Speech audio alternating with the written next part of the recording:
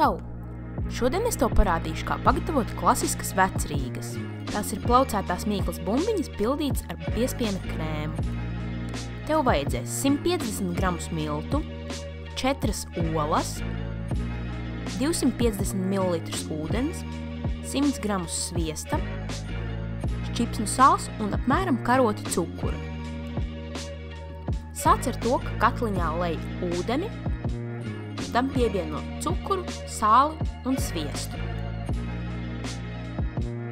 Visu karsē un maisi, līdz sviests izkusas. Tad masu noņem no uguns un pievieno miltus. Sākumā varbūt šķitīs, ka masa ir graudena un nekad nekļūs viendabīga, bet turpini maisīt, līdz vairs neredz miltus.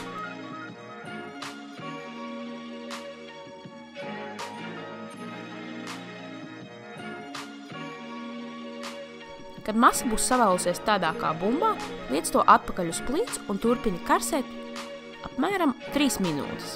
Tas palīdzēs nedaudz izsausināt mīklu pirms olu pievienošanas un arī nedaudz atbrīvoties no miltēnās garšas.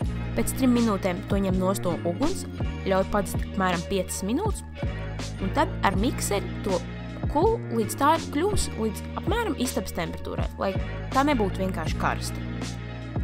Ja sāks pievienot olas mīklē, ka tā vēl ir karsta, olas sāks cepties un būs kunkuļains un tev nekas nesanāks.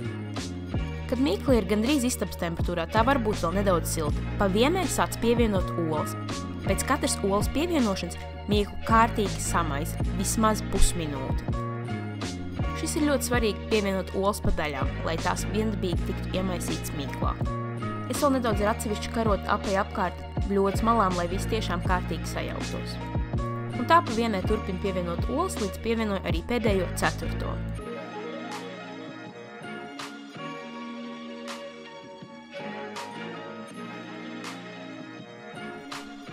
Mīklu kārtīgi sakulu, un šādai vajadzētu būt gatavajai konsistencei. Tā nekādā gadījumā nedrīkst būt šķidra, bet tai pašā laikā ir diezgan stingra, bet vijīga. Pēc tam mīkla ir jāpild konditorijas maisiņā. Var izmantot apaļu vai zvaigžņveidu uzgali. Man vislabāk patīk izmantot vienkārši apaļu uzgali.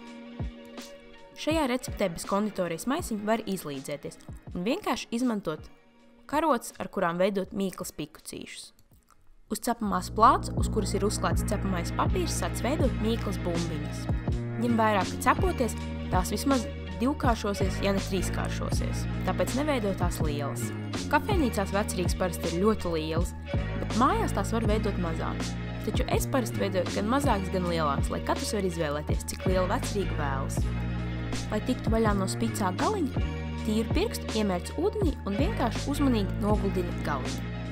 Bumbiņas liec krāsnī, kur ir iepriekš kārtīgi sakarsēta līdz 205 grādiem. Tagad tās cep apmēram 10 minūtes. Pēc tam pazemini temperatūru līdz 180–185 grādiem un turpini tās cept apmēram 12 līdz 18 minūtes.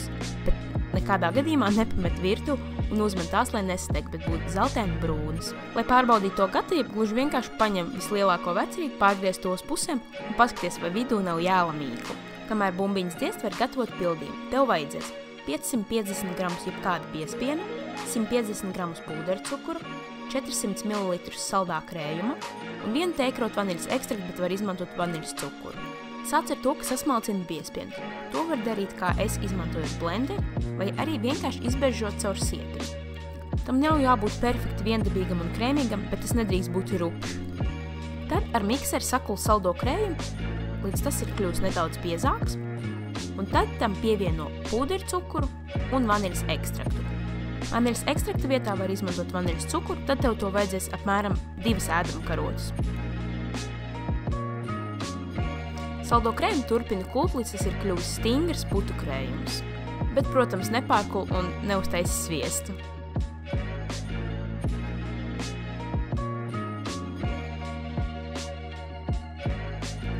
Tad putu krējumam pievieno iepriekš sasmalcināto biespienu un visu kārtīgi samaisi. Gatavo biespienu pildījumu liec konditorijas maisiņā. Atkal, bez tā var iztikt, bet ar to ir daudz ērtāk rīkoties. Un šoreiz konditorijas maisiņam nav nekāda uzgaļa. Vecrīgas var pildīt divējādi.